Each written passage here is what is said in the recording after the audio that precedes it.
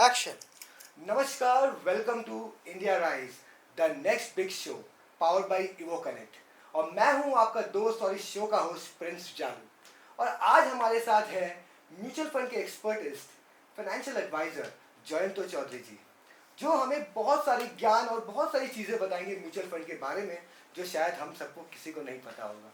तो आइए उन्हीं से जानते हैं म्यूचुअल फंड के बारे में और एडवाइजरी के बारे में, फाइनेंशियल एडवाइजरी के बारे में किस तरीके से वो अपनी जवानी बताएंगे। हेलो सर, कैसे हैं आप? Hello, all good. बहुत अच्छे। आप कैसे हैं? एकदम बढ़िया सर, एकदम बढ़िया। तो सर, सबसे पहले मैं जानना चाहूँगा सर कि ये म्यूचुअल फंड होता क्या है?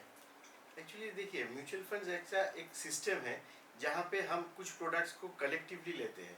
म्यूचुअली जो इन्वेस्ट करना चाहते हैं उन लोगों का फंड इकट्ठा करके एक वेल्थ क्रिएशन का प्रोसेस जो है वही म्यूचुअल फंड है। ऐसा कुछ नहीं कि ये एक अलग कंपनी है या अलग कैटेगरी है, ऐसा कुछ नहीं है।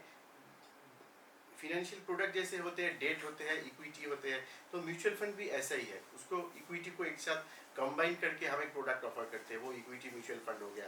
कहीं पे वो डेट कैटेगरी के प्रोडक्ट को इकट्ठा करके हम प्रोडक्ट इशू करते हैं, तो डेट म्यूचुअल फंड्स हो गया। और कॉम्बिनेशन जो होता है वो हाइब्रिड होता है। तो ऐसा ही है म्यूचुअल फंड्स। ओह, तो मतलब बेसिकली म्यूचुअल फंड आपका जो नंबर ऑफ शेयर्स, उसमें से आप कुछ शेयर्स को निकालते हैं, जी, जो अच्छे शेयर्स हैं उनको, उनका एक पोर्टफोलियो बनाते हैं और वो लोगों तक प्रोवाइड करते हैं। एकदम।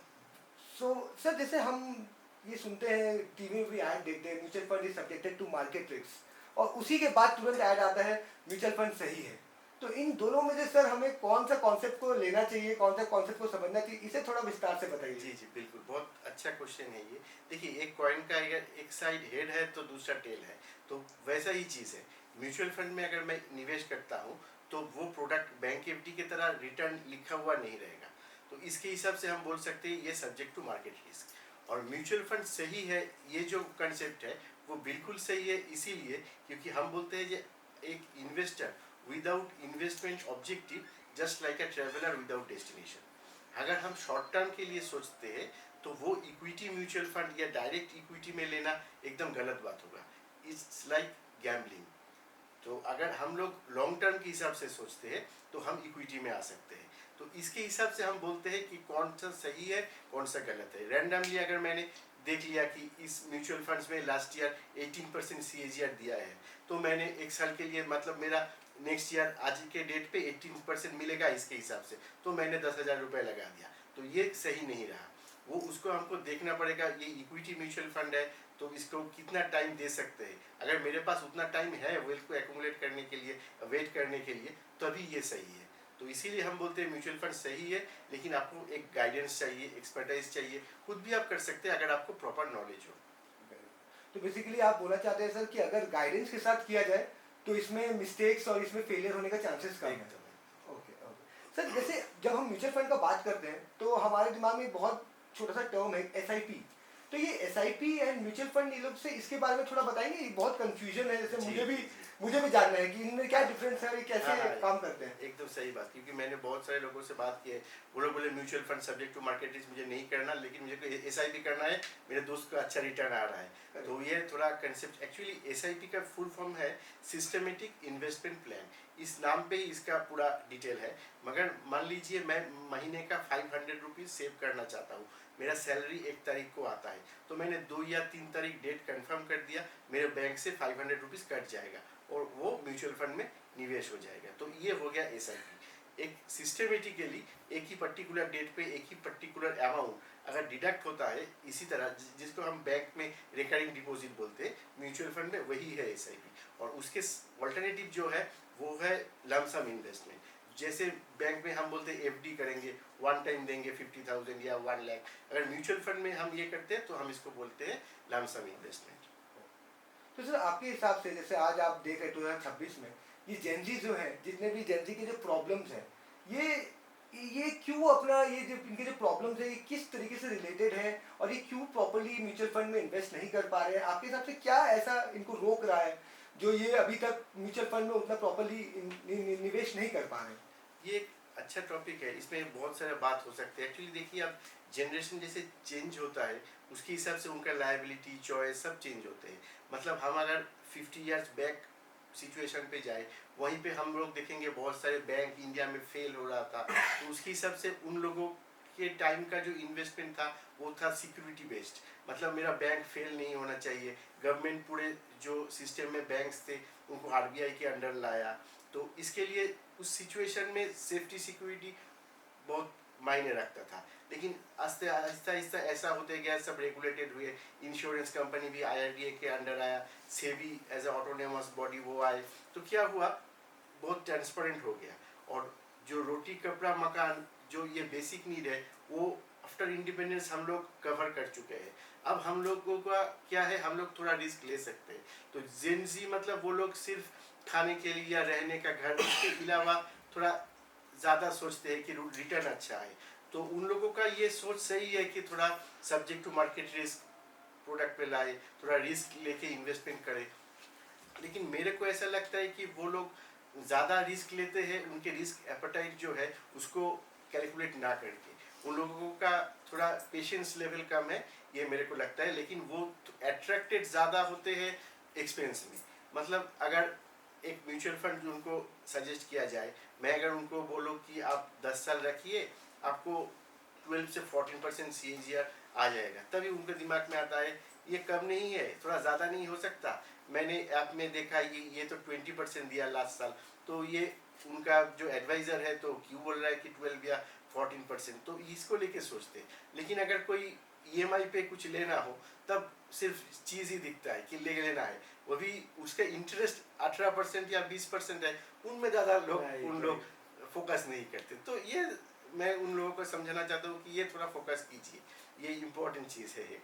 ओके तो सर जैसे कि अभी आप कौन से एज के ग्रुप को बोलना चाहोगे कि कब से उनको फाइनेंशियल प्लानिंग अपना चालू कर लेना चाहिए? लाइक 18 के बाद लोग बोलते हैं कि अब उनको अपना आगे का प्लानिंग स्टार्ट करना चाहिए, तो ये financial planning, mutual fund investment and all that, ये लोगों को कब से स्टार्ट करना चाहिए जो उनकी लाइफ में वो एक अच्छा वेल्थ ग्रो कर पाए? जी, ये भी मैं बोलना चाहता हूँ कि देखिए, अगर आपके पास पैसा है, पैसे से क्या किया जा सकता है?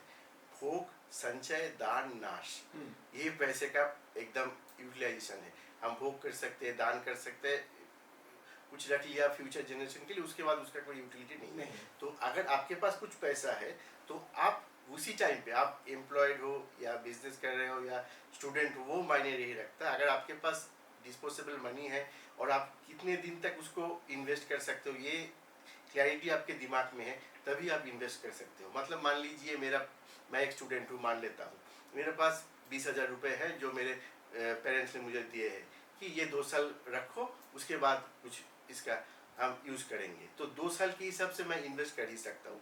इसीलिए मेरे को एम्प्लॉयड ही होना होगा, ये नहीं हो रहा। लेकिन क्या प्लस पॉइंट क्या है इसका, कि हम लोग को उस फिनेंशियल जो लिटरेसी है उसको हम इम्प्लीमेंट कर रहे हैं, कि गोल के हिसाब से पैसे को पार्क कर रहे हैं।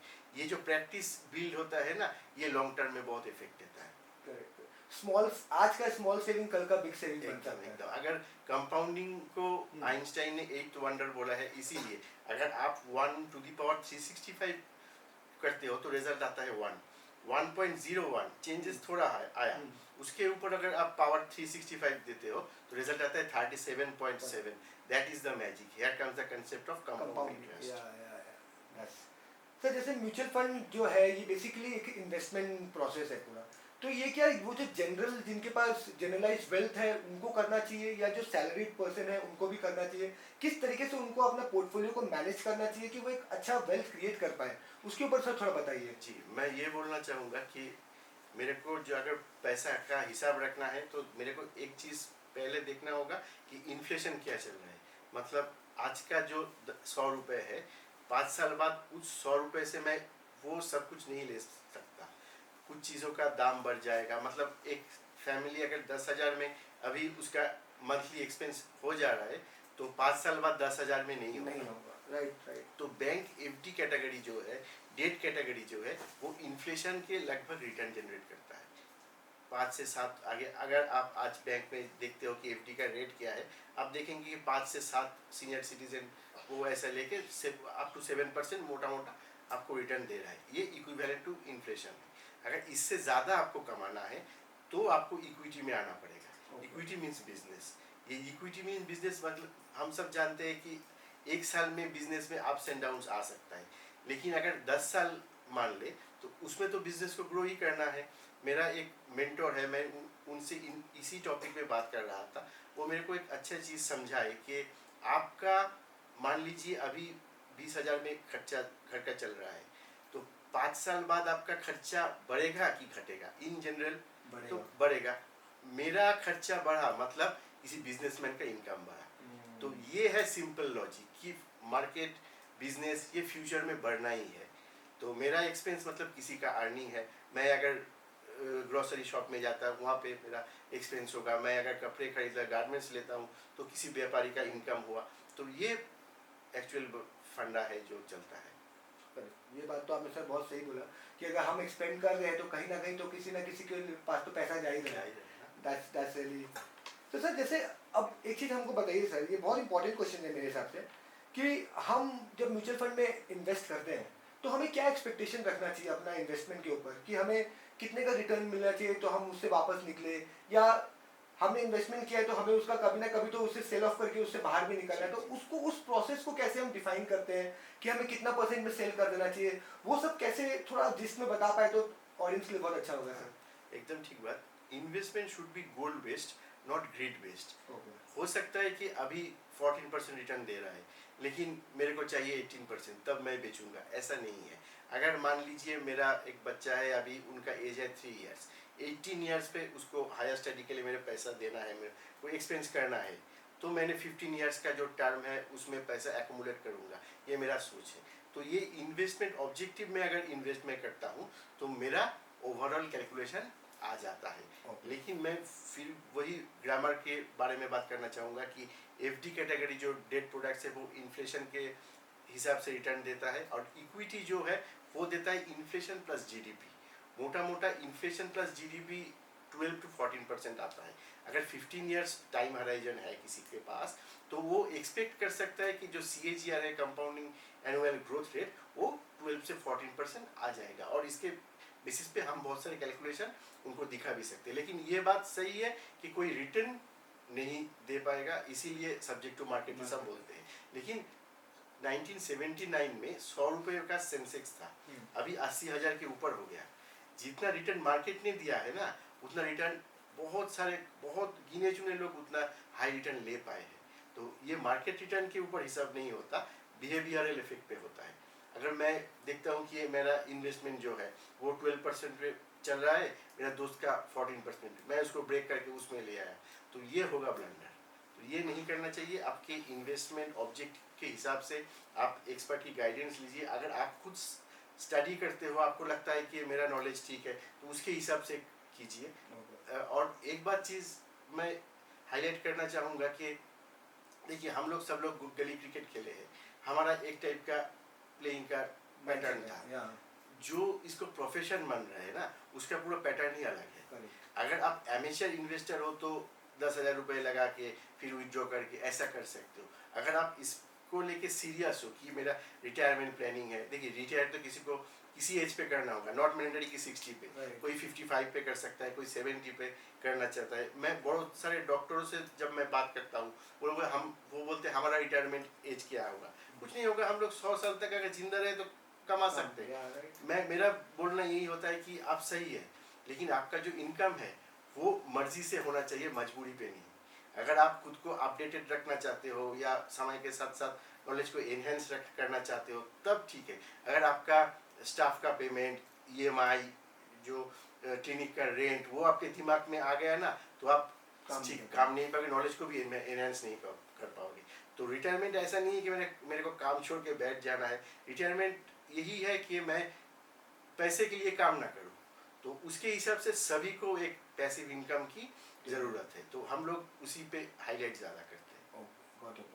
तो जैसे मैं आपसे पूछूं कि इन्वेस्टमेंट सब करते हैं, तो एक आदमी है जो इन्वेस्टमेंट कर रहा है म्यूचुअल फंड में एप्लीकेशन के माध्यम से, और एक आदमी है जो आप जैसे एडवाइजर से एडवाइजर लेके फिर इन्वेस्टमेंट कर रहा है, तो इन दोनों के पोर्टफोलियो में आपके हिसाब से क्या मेजर डिफरेंसेस होंगे?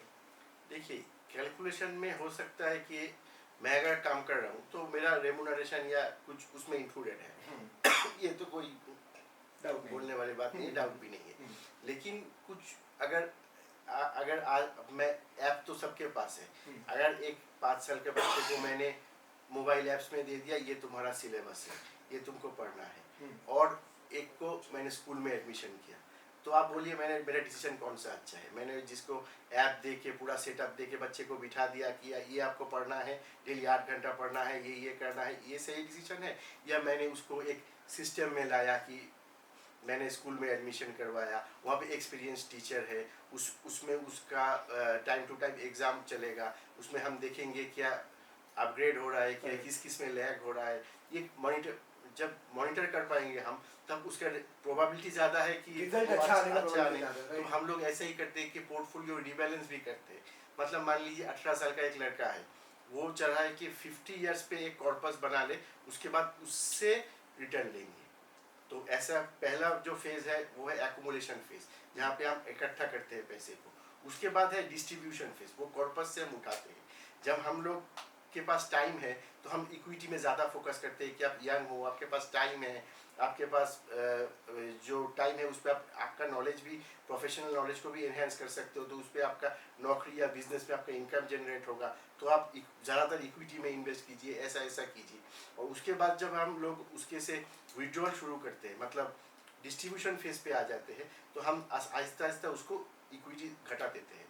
तो ये एक टाइप का रीबैलेंसिंग हुआ, ये हम लोग करते हैं। और बहुत सारे रीबैलेंसिंग होता है, वो इन डिटेल में हम जब कस्टमर से बात करते हैं, उनका भी ओपिनियन क्या है, वो क्या सोच रहे हैं, उनका माइंडसेट क्या है। मेरा रिसेंट एक डॉक्टर से बात हो रहा था, बोले को मेरे को ज़्यादा रिटर्न नहीं चाहिए, मेरे को सेफ्टी चाहिए। गलत नहीं है, अगर वो उसमें खुश है तो कोई बात नहीं। बोला कि मेरा रिस्क जो लेना है, जो इक्विटी है, मैं खुद का इक्विटी मैं हूँ, मैं 50% CAGR जनरेट करता हूँ, तो मेरे को 14 और 15% में कुछ नहीं है, लेकिन मैं जो पैसा रखूँगा वो गारंटेड रिटर्न देना चाहिए, तो मैं उसको वही देने के लिए बैठा हूँ, वही सजेस्ट करने के लिए बैठा हूँ। तो यही डिफरेंस है। एंड सर जैसे आज के आप जानते ही होंगे कि हम लोग का जो टैक्सेस सिस्टम है, इंडिया का टैक्सेस सिस्टम बहुत ही वाइटल है।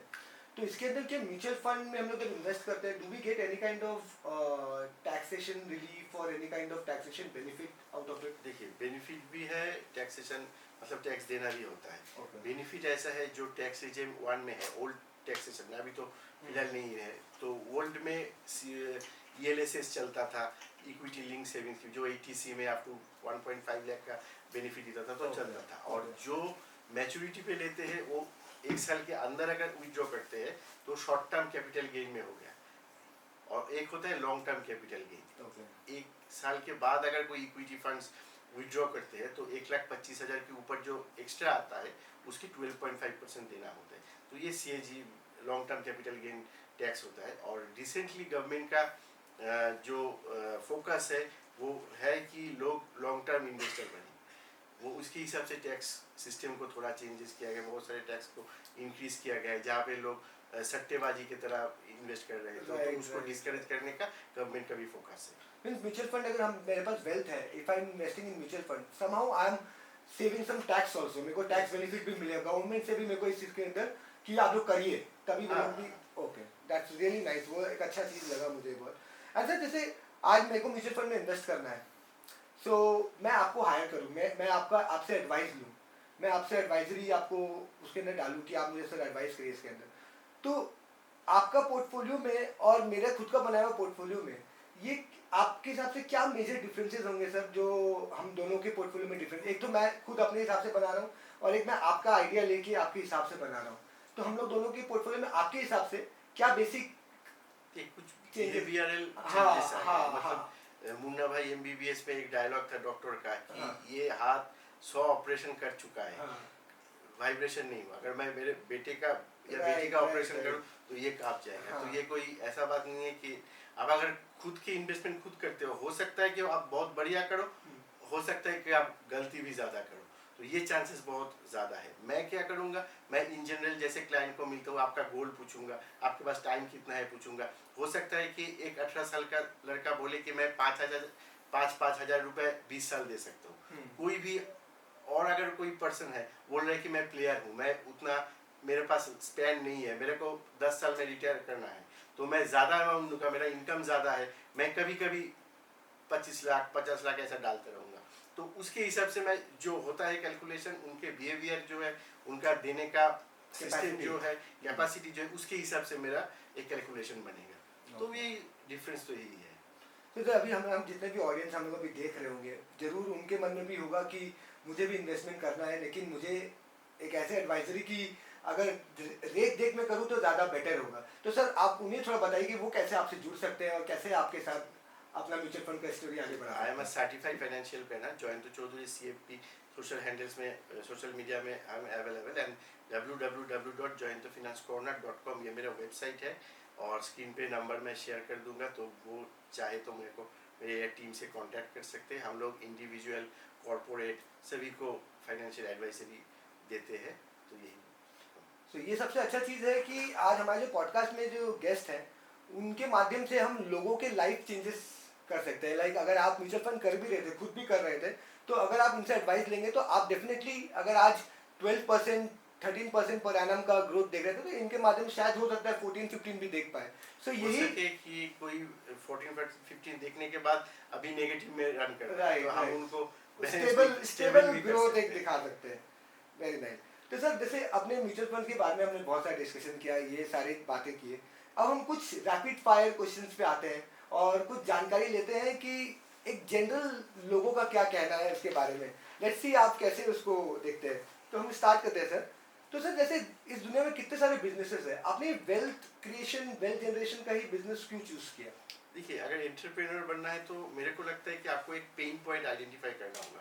मतलब मान लीजिए आजकल ऐसा ट्रेंड चल रहा है कि लेट सोना, सुबह जल्दी नहीं उठना, तो बहुत सारे एंटरप्रेन्योर्स बने हैं कि उस प्रॉब्लम को सॉल्व करें। तो मेरे को ये लगता था कि बहुत सारे लोग अपने पैसे गंवा रहे हैं, दोस्तों से सलाह ले रहे हैं, अपने घर में जो कोई दोस्त आया तो तेरा सैलरी हो गया तो कुछ यहाँ डाल दे। तो ये बहुत सारे इंडिया में प्रॉब्लम है, सिर्फ मैं नहीं, तो CA से भी हमारा जो बात हो रहा है तो वो बोल रहा है कि ये प्रॉब्लम है। तो मेरे को लगा कि ये प्रॉब्लम एक जेन्युइन प्रॉब्लम है, इसका सोल्यूशन अगर हम कस्टमर को दे पाए तो ये इट्स ए ग्रेट ऑप्शन। तो सर जैसे आपने जब स्टार्ट किया था इसको, इनिशियली जब आपने म्यूचुअल फंड में इन्वेस्ट या उसके बारे में नॉलेज लिया, उसमें काम करना स्टार्ट किया, तो आपको कितने अटेम्प्ट्स लगे सर कि यहाँ तक पहुँचने में? मतलब आप फेल भी हुए होंगे, डेफिनेटली फेल भी हुए होंगे, तो कैसा आपका फेलियर कैसा था, उससे आपने क्या सीखा, उसके बारे में थोड़ा बताइए ऑडियंस को सर। जी बिल्कुल, कोविड के 1 साल पहले मार्केट सेचुरेट, मतलब एक स्टेबल ग्रोथ अच्छा नहीं था,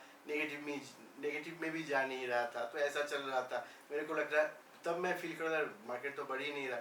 फिर कोविड आया, पूरा मार्केट एकदम पूरा ख़त्म, पूरा पोर्टफोलियो रेट सबका। तो मेरे को भी डर लगा कि मैं जो बोल के क्लाइंट से पैसा उठाया हूँ, ये शायद मैं पर्सनल इन्वेस्टमेंट नहीं है, कोई अच्छा सा खासा AMC में इन्वेस्टेड है, लेकिन वो जब ऐप में देख रहा है कि इतना नेगेटिव हो गया है, मेरे को तभी लगा कि ये बाउंस बैक कर पाएगा। उसके बाद मैंने देखा कि यू टर्न कैसे मार्केट लेते हैं। उसके बाद अगर आप कोई भी चाय के दुकान पे चले जाते हैं, वहाँ पे बहुत सारे आपको इकोनॉमिस्ट मिल जाते हैं, मतलब ये हो गया मार्केट, अरे तुमको पैसा लगाना है, हाँ। इसमें लगा दो। वो भी मैंने देखा कि मार्केट किसी में भी लगा दो तो वो 14% दे रहा है। अभी सिनेरियो वैसा नहीं है, 14% 15% किसी भी में नहीं आ रहा है। हाँ। तो अभी भी क्लाइंट को मैं बोल रहा हूँ कि आपको रिटर्न मिला है, फ्यूचर में भी मिलेगा, आप इन्वेस्टेड रहिए। तो मेरे को भी कभी कभी सिचुएशन ऐसा दिखा कि मेरे को भी डर लगा क्या हम लोग क्या सही सोच रहे हैं। तो ये एक्सपीरियंस हुआ टाइम के हिसाब से कि मार्केट की तरह रिटर्न देगा, एज अ सुनामी रिटर्न आता है, स्पेशली इक्विटी में। तो इन्वेस्टमेंट जो है वो आप इन्वेस्टेड रहिए, मार्केट के हिसाब से टाइम में एक्चुअल रिटर्न मिल जाएगा। तो जैसे आपने कहा कि आपने भी आपका पोर्टफोलियो देखे पूरा रेड में था, तो जैसे लोगों का जब पोर्टफोलियो रेड में होता है तो उस समय उनका माइंडसेट क्या होना चाहिए, उस समय उनको कैसे रिएक्ट करना चाहिए? एक तो पैनिक में सेल नहीं करना चाहिए, तो मुझे ही पता है। तो ऐसे क्या क्या सिचुएशंस होते हैं जहाँ पे वो अपने आप को कंट्रोल करके उस रेड्स को ग्रीन तक का वेट कर सके, वो कैसे वो कर सकते देखिए, हैं? हम लोगों का वही बात है कि हम लोग गोल ओरिएंटेड इन्वेस्टमेंट करवाते हैं। मैंने टाइम पूछ लिया किसी क्लाइंट से 10 साल, उसके हिसाब से उसका गोल प्लानिंग हो गया। मैं बोलता हूँ कि ये 10 साल के अंदर किसी भी टाइम पे आपको लगेगा कि मैंने बहुत कम इन्वेस्टमेंट कर दिए, घर बेच के लगा देना चाहिए था, मैं एक दिन में बिलियनियर बन जाता, ऐसा भी पॉइंट आ गया। किसी भी पॉइंट पे आपको लग सकता है कि ये जो इन्वेस्टमेंट है वो गलती हो गया, बैंक में जाके सीधा FD करना था, 5 या 6% मिलता गया। तो ये जो सिचुएशन के हिसाब से आपका जो जजमेंट है वो आपको इग्नोर करना है। आप लॉन्ग टर्म इन्वेस्टर है 12 साल 15 साल के लिए आए हैं तो वेट कीजिए, देखिए कोई बात नहीं, लेकिन विम्सिकली डिसीजन मत चेंज कीजिए, यही हमारा एडवाइस रहता है। ओके।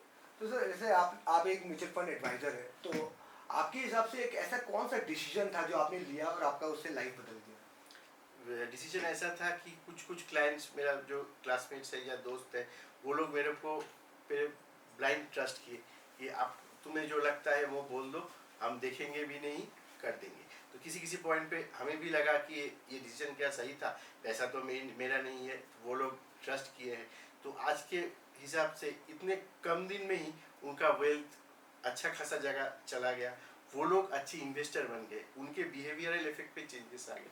तो आई थिंक ये मेरा सबसे अच्छा काम मैंने किया कि उन लोगों का बिहेवियरल इफेक्ट पे मैंने एक्चुअल चीज़ डाल दिया, तो वही बात है। जैसे आपने बताया सर, जैसे आपके बहुत सारे क्लाइंट्स होंगे डेफिनेटली, तो पुराने क्लाइंट भी होंगे, नए क्लाइंट भी होंगे। पुराने क्लाइंट तो सर ठीक है सर, वो आप पे ट्रस्ट करते हैं, उनको आप पे पूरा वो है कि आज थोड़ा लॉस भी है तो सर ने कहा है आ जाएगा। बट ये जो नए जेंजी हैं जिनको तुरंत they are result oriented, they want impact, उनके साथ आप कैसे डील करते हैं? बिकॉज आज उन्होंने आपने म्यूचुअल फंड उन्होंने करवाया 2 दिन के सर ये तो बढ़ नहीं रहा है सर, तो उस चीज़ से कैसे, क्योंकि यू नो कि इट्स नॉट अ मैजिक नहीं है, it takes time, it's a पूरा मार्केट स्ट्रैटेजी, लेकिन उस चीज़ को उसको समझाना वो थोड़ा डिफिकल्ट है, वो कैसे करते हैं आप जी, लोग? आप मेरा प्रोफेशन को क्या बोलेंगे, इक्विटी या सैलरी? मैं इक्विटी है ना, इक्विटी मानूंगा। मेरे को भी टाइम पे भरोसा रखना होगा, that is the okay answer. Okay. मेरे को भी आज रिटर्न नहीं मिलेगा। अगर कोई इन्वेस्टर लगता है 3 महीने के बाद लग रहा है उसका पूरा डीग्रोथ हो रहा है, चला गया ना, तो वो अपना भूल समझ के मेरे पास आएगा या कोई एडवाइजर के पास ही जाएगा। तो मेरा भी इक्विटी है, मुझे भी टाइम पे भरोसा रखना होगा कि मुझे कोई सही डिसीजन देना है, वेट करना है, रिटर्न ठीक ठाक बन जाएगा। ये बात तो सही है। तो जैसे हम देखते हैं कि